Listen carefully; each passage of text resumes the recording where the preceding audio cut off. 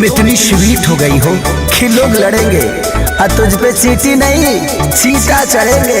बाप रे बाप जमानत चौक करबो कहां ब्यास। बाप रे बाप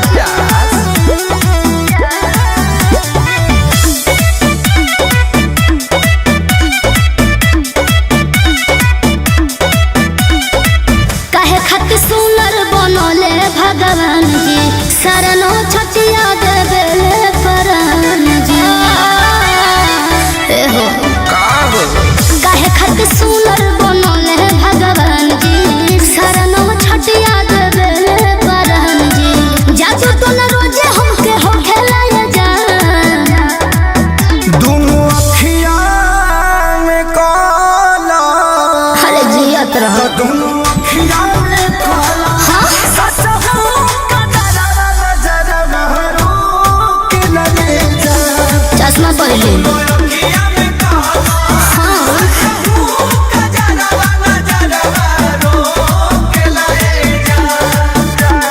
कोरिया धागा के तनो हम गोड़ावा हमें बांधी। मोहब्बत के यादी। अरे बहे द मौसम हो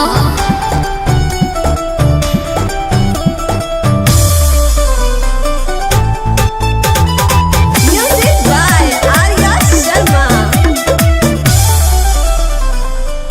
कौन बोल बोले ए जा। लफुआवन के टोले ए जान कहीं आइल गइल छोड़ के हम घर रही का। कितना काओ डर डर के जिया बे हमर पगली कहीं का। रहिया चले दोनों गोटो के लाया जान। दोनों अखियां में काला। तो दोनों अखियां में काला। सच हो कदरा नजर महरो के लगे जा। दोनों अखियां में काला।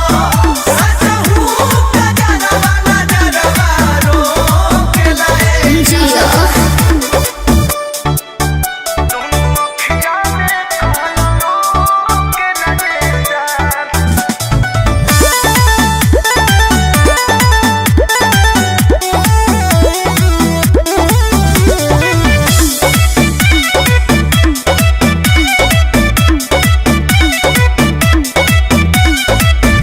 लगलू बड़ी क्यूटी ए जान। जुलुम कैलस ब्यूटी ए जान।